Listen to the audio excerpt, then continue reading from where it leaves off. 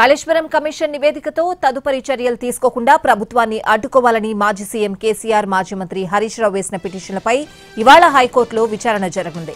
Commission of enquiry act section 8B, 8C కింద నోటీసులు ఇవ్వకుండా జస్టిస్ పీసీ ఘోష్ కమిషన్ ఇచ్చిన నివేదిక చెల్లదని, దానిని కొట్టివేయాలని కేసీఆర్, హరీష్ రావు హైకోర్టులో వేర్వేరు పిటిషన్లు దాఖలు చేశారు. కమిషన్ నివేదికను అసెంబ్లీలో పెట్టి చర్చించే వరకు ఎలాంటి నిర్ణయం తీసుకోబోమని ప్రభుత్వం గతంలో చెప్పడంతో హైకోర్టు ఎలాంటి మధ్యంతర ఉత్తర్వులు ఇవ్వలేదు. తమ పిటిషన్లపై తుది తీర్పు వెలువడే వరకు ఎలాంటి చర్యలు తీసుకోకుండా ప్రభుత్వాన్ని అడ్డుకోవాలంటూ గత శనివారం హైకోర్టులో మళ్లీ మధ్యంతర దరఖాస్తులు దాఖలు చేశారు. అసెంబ్లీకి ఇప్పటికే చర్చ పూర్తవడంతో కాళేశ్వరం కేసును సీబీఐకి అప్పగించాలని ప్రభుత్వం నిర్ణయించడంతో అత్యవసర విచారణ చేపట్టాలని పిటిషనర్ల తరపు న్యాయవాదులు కోరారు.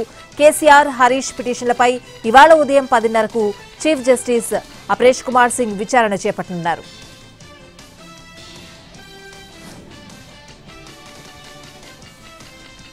ఇవాళ వైఎస్ వర్ధంతి.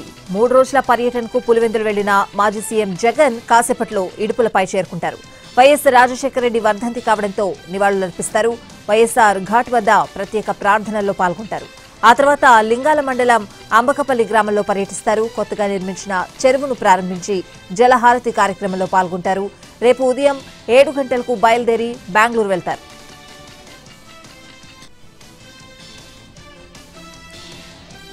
మంత్రి నారా లోకేష్ ఇవాళ కమలాపురం నియోజకవర్గంలో పర్యటిస్తారు. పెండ్లిమారి మండలంలో స్మార్ట్ కిచెన్ ను ప్రభుత్వ డిగ్రీ కాలేజ్ ని ప్రారంభిస్తారు. ఆ తర్వాత కొప్పర్తి పారిశ్రామికవాడలోని టెక్స్టైల్ యూనిట్ ను ప్రారంభిస్తారు. జమాల్పల్లిలో టీడీపీ కార్యకర్తలతో సమావేశమై చర్చిస్తారు. రాత్రి కడప ఎయిర్పోర్ట్ లో దిగిన లోకేష్ కు కడప జిల్లా టీడీపీ ఎమ్మెల్యేలు ఘన స్వాగతం పలికారు. ఆ తర్వాత చింతకొమ్మదిన్నె మండలంలో కొలుములపల్లి గ్రామంలో బస చేశారు మంత్రి లోకేష్.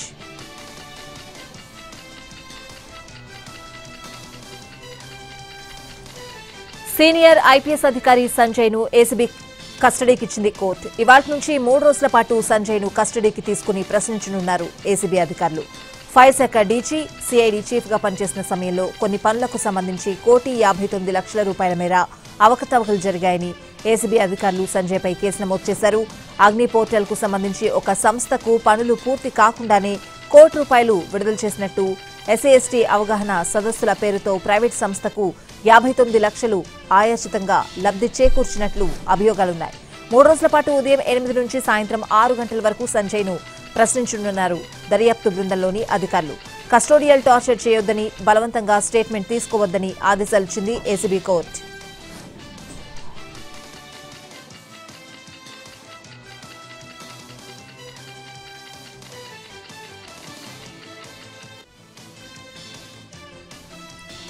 ఇవాల్టిలోగా మరాఠా నిరసనకారులు ముంబై వీధులను వీడాలని ఆదేశాలిచ్చింది హైకోర్టు. మరాఠాలకు 10% రిజర్వేషన్లు కల్పించాలని కోరుతూ సోషల్ యాక్టివిస్ట్ మనోజ్ జరాంగే చేస్తున్న ఉద్యమం తీవ్ర రూపం దాల్చడంతో తరచూ ముంబైలో ట్రాఫిక్ జామ్ అవుతోంది. దీంతో మరాఠా రిజర్వేషన్ నిరసనలపై బాంబే హైకోర్టు అసహనం వ్యక్తం చేసింది. ఆజాద్ మైదాన్లో మరాఠా రిజర్వేషన్ల ఆందోళనకు వేలాది మంది నిరసనకారులు తరలివచ్చారు. దీంతో దక్షిణ ముంబైలోని సిఎస్టీ, ఫోర్ట్, చర్చ్ గేట్ ప్రాంతాల్లో భారీగా ట్రాఫిక్ నిలిచిపోయింది. నిరసనకారులు పలు మార్గాలను బ్లాక్ చేశారు. దీంతో వాహనదారులు తీవ్ర ఇబ్బందులు పడ్డారు. నిరసనలు శాంతియుతంగా జరగడం లేదని, నిబంధనలు ఉల్లంఘిస్తున్నారని కోర్టు వ్యాఖ్యానించింది. ఉద్యమకారుడు మనోజ్ జరాంగే పాటిల్, అతడి మద్దతుదారులు ముంబై వీధులను ఇవాళ మధ్యాహ్నంలోగా ఖాళీ చేయాలని ఆదేశించింది.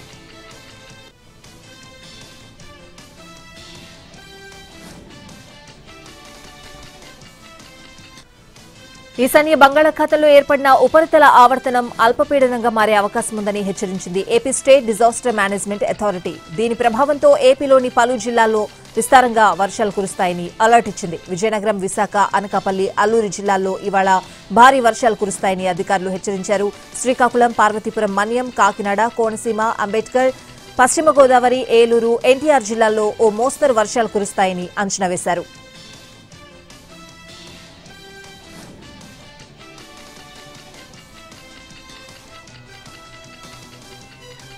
హరీష్ రావు, సంతోష్ రావుపై సంచలన ఆరోపణలు చేశారు ఎమ్మెల్సీ కవిత. కేసీఆర్ కు అవినీతి మరక అంటించిందంటే హరీష్ రావు, సంతోషే కారణమని ఆరోపించారు. కాళేశ్వరం ఇష్యూలో హరీష్ రావు మేజర్ పాత్ర లేదా అని ఆమె ప్రశ్నించారు. అందుకే రెండోసారి అధికారంలోకి వచ్చాక హరీష్ రావును కేసీఆర్ పక్కన పెట్టారన్నారు. కేసీఆర్ పై సీబీఐ ఎంక్వైరీ వేసేంత వరకు వస్తే పార్టీ ఉంటే ఏంది పోతే ఏందని అన్నారు కవిత. ప్రశ్నించినందుకు ఇష్టమొచ్చినట్టు మాట్లాడతామంటే తోలు తీస్తామని గీత గీస్తామని వార్నింగ్ ఇచ్చారు. ఇష్టమొచ్చినట్లు ఆరోపణలు చేస్తే ఊరుకోమని కాంగ్రెస్ ప్రభుత్వాన్ని హెచ్చరించారు. హరీష్ రావు, సంతోష్ రావు వెనుక సీఎం రేవంత్ రెడ్డి ఉన్నారని ఆరోపించారు. దమ్ముంటే ఆ ఇద్దరిపై చర్యలు తీసుకోవాలని డిమాండ్ చేశారు.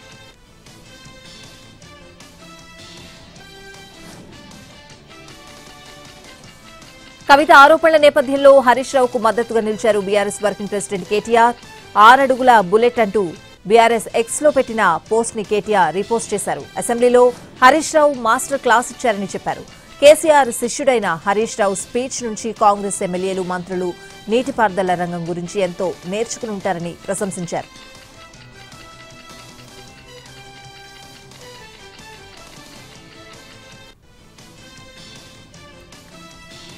కవిత వ్యాఖ్యలపై మంత్రి కోమటిరెడ్డి వెంకటరెడ్డి స్పందించారు. బీఆర్ఎస్ పార్టీలో ఆధిపత్యం కోసం పోటీ నడుస్తోందని, వాళ్ల ఇంటి పంచాయతీలోకి సీఎం రేవంత్ రెడ్డిని లాగొద్దంటూ చిట్చాట్లు చెప్పారు. సీఎం రేవంత్ పై కవిత చేసిన వ్యాఖ్యలను ఖండిస్తున్నానని అన్నారు. కాళేశ్వరంపై సీబీఐ దర్యాప్తులో దోషులు ఎవరో తేలుతారన్నారు. తెలంగాణలో తమకు పోటీ లేదని, బీఆర్ఎస్ ను ప్రజలు ఎప్పుడూ మర్చిపోయారని కామెంట్ చేశారు. రాబోయే 17 ఏళ్ల పాటు తెలంగాణలో కాంగ్రెస్ అధికారంలో ఉంటుందని చెప్పారు కోమటిరెడ్డి.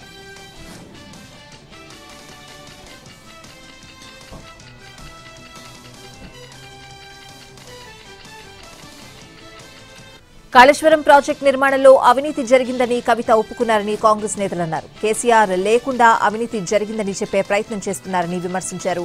ఎమ్మెల్సీ అద్దంకి దయాకర్ తన తండ్రి కేసీఆర్ కు సంబంధం లేదని చెప్పే ప్రయత్నం చేశారని, కానీ సీబీఐ ఎంక్వైరీలో అన్ని బయటకొస్తాయని స్పష్టం చేశారు మల్లు రవి. హరీష్ రావు, సంతోష్ రావులను సీఎం రేవంత్ రెడ్డి ఎందుకు కాపాడతారని కవితను ప్రశ్నించారు. ఎంపీ చామల కిరణ్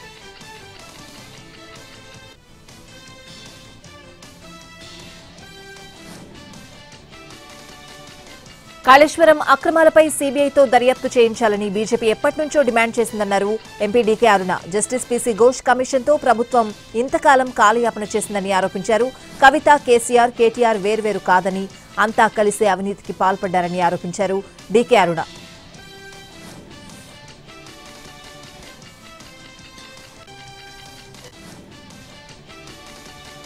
వైసీపీకి సవాల్ విసిరారు సీఎం చంద్రబాబు. అభివృద్ధి, సంక్షేమంపై అసెంబ్లీలో చర్చకు సిద్ధమా అని సవాల్ విసిరారు.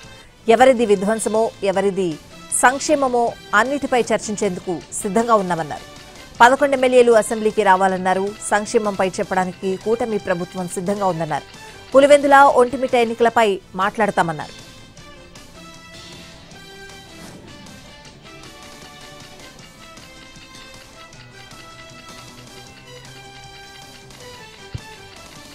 పల్నాడు జిల్లా పిడుగురాళ్ల పట్టణంలో సూపర్ 6 సూపర్ హిట్ ర్యాలీ, స్త్రీ శక్తి బహిరంగ సభ జరిగాయి. మంత్రులు అనిత, గొట్టిపాటి రవికుమార్, ఎమ్మెల్యేలు గల్లా మాధవి, ఎరపతినేని శ్రీనివాసరావు ర్యాలీగా వెళ్లారు. ప్రజా సంక్షేమం, మహిళల భద్రతకు CM Chandrababu, deputy CM Pawan ప్రాధాన్యమిస్తున్నారని అన్నారు మంత్రి అనిత. జగన్ గురించి మాట్లాడాల్సి వస్తే దాడులే గుర్తుకొస్తాయని విమర్శలు చేశారు. ఎన్నికల ముందిచ్చిన హామీలన్నింటినీ సీఎం చంద్రబాబు అమలు చేస్తున్నారని తెలిపారు మంత్రి గొట్టిపాటి రవికుమార్. అర్హులైన వారిలో ఏ ఒక్కరి పెన్షన్ను తొలగించలేదన్నారు.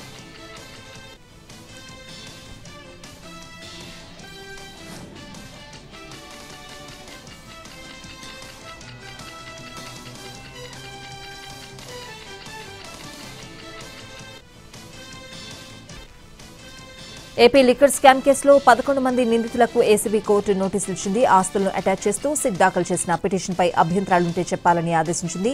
పలువురు డిస్టిలరీ డైరెక్టర్లు, బ్యాంకులు లిక్కర్ కేసులో నిందితులకు నోటీసులు జారీ చేసింది. నోటీసులు అందుకున్న వారిలో రాజ్ రెడ్డి, చాణక్య, కాశీచేనులు శ్రీనివాస్, పైలా దిలీప్, వరుణ్ పురుషోత్తం, చివరెడ్డి భాస్కర్ రెడ్డి ఉన్నారు. అలాగే ఎస్ఎన్జే షుగర్ సంస్థలు, ఎస్బీఐ చైన్స్,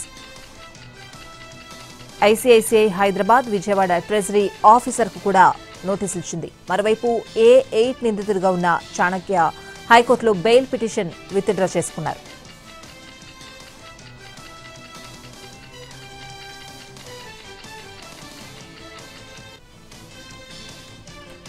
తూర్పుగోదావరి జిల్లా రంగంపేట మండలంలోని చండ్రేడ్లో సచివాలయం ఉద్యోగి పరారయ్యాడు. ఎన్టీఆర్ భరోసా పింఛన్ల పంపిణీ సొమ్ముతో ఉడాయించాడు.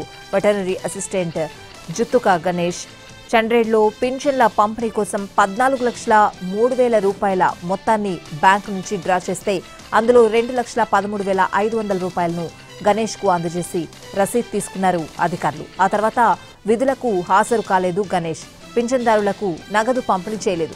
సెల్ ఫోన్ స్విచ్ ఆఫ్ చేశాడు. ఎంపీడీఓ వి సాయిబాబు దర్యాప్తు జరిపి పోలీసులకు ఫిర్యాదు చేయడంతో గణేష్ పై క్రిమినల్ కేసు నమోదైంది. జిల్లా కలెక్టర్ ఆదేశాల మేరకు గణేష్ ని సస్పెండ్ చేసినట్లు అధికారులు తెలిపారు. వెంటనే కొత్త పీడీఓని నియమించి పింఛన్ల పంపిణీ కొనసాగించారు.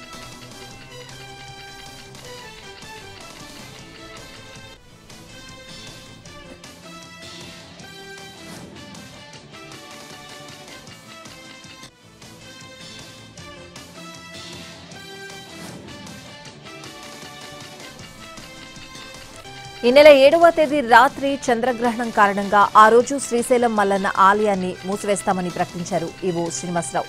7వ తేదీ మధ్యాహ్నం 1 గంట నుంచి 8వ తేదీ తెల్లవారుజామున 5 గంటల వరకు ఆలయ ద్వారాలను మూసివేస్తామన్నారు. 7న స్వామివారి స్పర్శ దర్శనం, ఆర్జిత సేవలు, కళ్యాణోత్సవం కూడా నిలుపుదల చేయనున్నారు. 8వ తేదీ ఉదయం ఆలయ ద్వారాలు తెరిచి శుద్ధి, సంప్రోక్షణ చేసిన తర్వాత దర్శనాలకు అనుమతిస్తారు.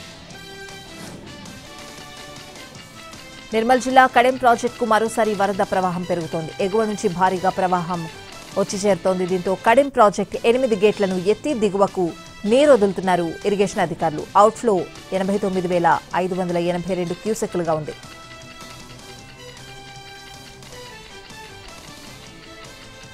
హైదరాబాద్ అబ్దుల్లాపూర్ మెట్ బీసీ హాస్టల్లో విజిలెన్స్ అండ్ ఎన్ఫోర్స్మెంట్ అధికారులు దాడులు చేశారు. బియ్యం నిల్వలపై ఆగ్రహం వ్యక్తం చేశారు. విద్యార్థులు తక్కువగా ఉన్న ఇండెంట్ ఎక్కువగా పెట్టడంపై ప్రశ్నలు సంధించారు. కుళ్ళిన కూరగాయలు, కాలం చెల్లిన కారం పొడి ఉండడంతో హాస్టల్ సిబ్బందిని నిలదీశారు.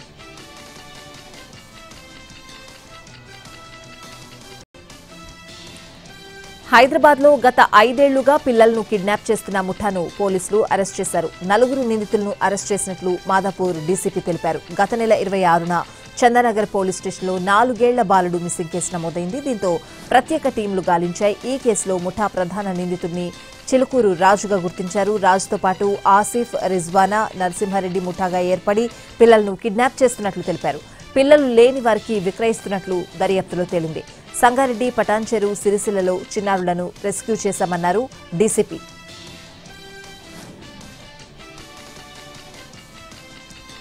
సృష్టి కేసులో దర్యాప్తు ముమ్మరం చేసింది సిట్. ఇప్పటికే 9 కేసులు నమోదు చేసింది. నిందితులు కస్టడీకి ఇవ్వాలని పిటిషన్ కూడా దాఖలు చేసింది. సరోగసి ముసుగులో శిశు విక్రయాలకు పాల్పడింది యూనివర్సల్ సృష్టి ఫర్టిలిటీ కేంద్రం. ఈ కేసులో ప్రధాన నిందితురాలు డాక్టర్ నమ్రతతో సహా 27 మందిని అరెస్ట్ చేశారు. కీలక నిందితులు డాక్టర్ నమ్రత, ఆమె కుమారుడు జయంత్ కృష్ణతో సదానందం, చెన్నారావులను 2 రోజులు కస్టడీకి ఇవ్వాలని కోరుతూ కోర్టులో పిటిషన్ వేశారు సిట్ అధికారులు. సంగారెడ్డి జిల్లా హత్నూర్ మండలంలో కల్తీ నెయ్యి పట్టుబడ్డంతో కలకలం రేగింది. గోవిందరాజపల్లి గ్రామ శివారులోని మధుప్రియ డైరీ కల్తీ నెయ్యి కేసు దర్యాప్తులో సంచలన విషయాలు బయటకొస్తున్నాయి. గతంలో కల్తీ పాలని తయారు చేస్తూ తండ్రి కొడుకులు శంకరయ్య, రాఘవేందర్ పట్టుబడ్డారు. అయినా సరే వారి తీరు మారలేదు. 200 లీటర్ల పాలతో 2,000 లీటర్ల కృత్రిమ పాలు తయారు చేసి అమ్ముతున్నారు. కల్తీ పాల వ్యవహారం బయటకు రాకుండా ఉండేందుకు డైరీ ఫామ్ నిర్వహిస్తున్నట్టు బిల్డప్ ఇస్తున్నారు. తాజాగా చేసిన తనిఖీలో 210 కిలోల కల్తీ నెయ్యిని పోలీసులు స్వాధీనం చేసుకున్నారు.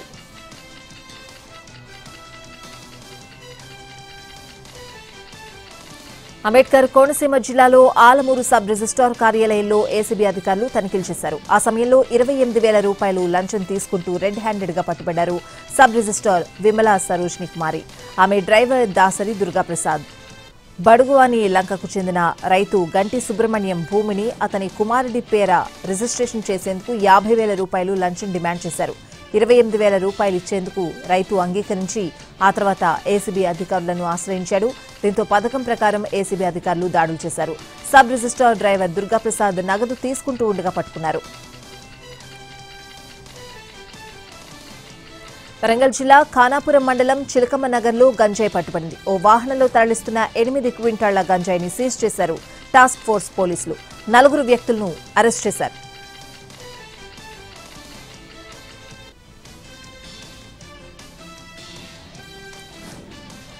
కాకినాడ జిల్లా పెద్దాపురంలో కిరాణా కొట్టుకు వెళ్లి వృద్ధురాలి మెడలో గోల్డ్ చైన్ తెంచుకుపోయాడు దొంగ. బ్యాంకు కాలనీలోని కిరాణా కొట్టుకు వెళ్లి సిగరెట్లు అడిగాడు గుర్తు తెలియని వ్యక్తి. అతనికి సిగరెట్లు ఇచ్చింది 70 ఏళ్ల ఊడల లక్ష్మి. సరిగ్గా అదే సమయంలో ఆమె మెడలో ఉన్న 4 కాసుల బంగారు గొలుసు లాక్కుని వెళ్లాడు. సీసీ కెమెరా ఫుటేజ్ ఆధారంగా దొంగ కోసం గాలిస్తున్నారు పోలీసులు.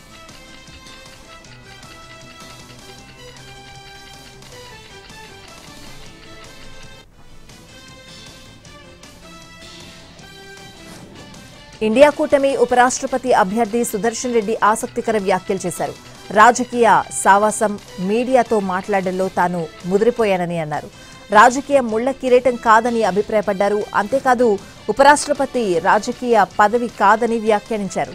ఇండియా కూటమి అభ్యర్థి నుంచి ప్రతిపక్ష పార్టీల అభ్యర్థిగా మారిపోయానన్నారు. ఓటర్ లిస్టులో అవకతవకలపై పోరాటం ఆగబోదని స్పష్టం చేశారు రాహుల్ గాంధీ. ఇప్పటికే ఆటం బాంబ్ వేసి బీజేపీ ఓట్ చోరీని కళ్లకు కట్టామన్నారు. త్వరలో హైడ్రోజన్ బాంబ్ ప్రయోగిస్తామని ప్రకటించారు. బీహార్లో ఓట్ అధికార యాత్ర ముగింపు సభలో ప్రసంగించిన రాహుల్ హైడ్రోజన్ బాంబ్ ప్రయోగం తర్వాత ప్రధాని నరేంద్ర మోడీ దేశ ప్రజలకు ముఖం చూపించలేరని వ్యాఖ్యానించారు.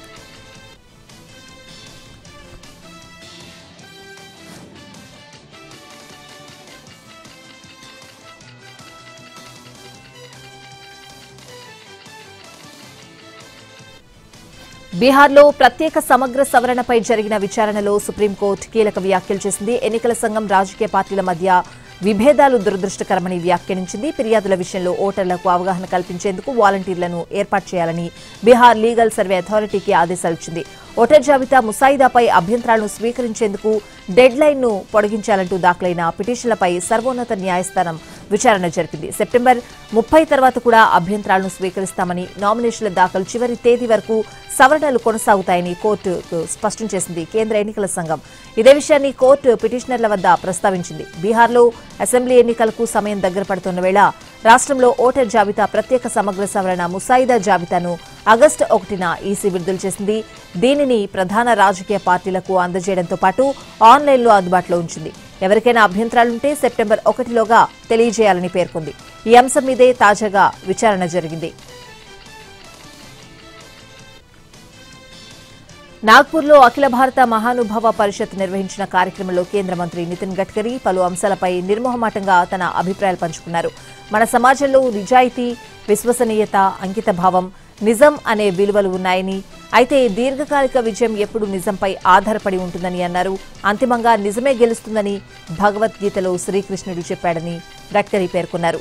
తన రోజువారీ జీవితంలో నిజం మాట్లాడడం నిషేధమని వ్యాఖ్యానించారు.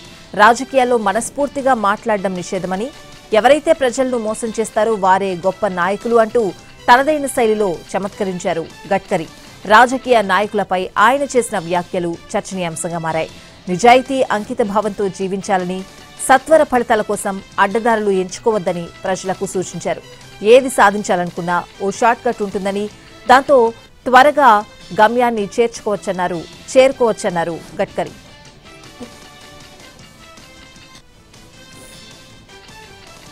బంగారం ధర రికార్డు స్థాయిలో పెరిగింది. 10 గ్రాముల మేలిమి పసిడి ధర 1,05,880 రూపాయలకు పెరిగింది. ఒక్క రోజులోనే 930 రూపాయలు పెరిగింది. 22 క్యారెట్ల గోల్డ్ రేట్ 850 రూపాయలు పెరిగి 97,050 రూపాయలకు అమ్ముడుపోతుంది.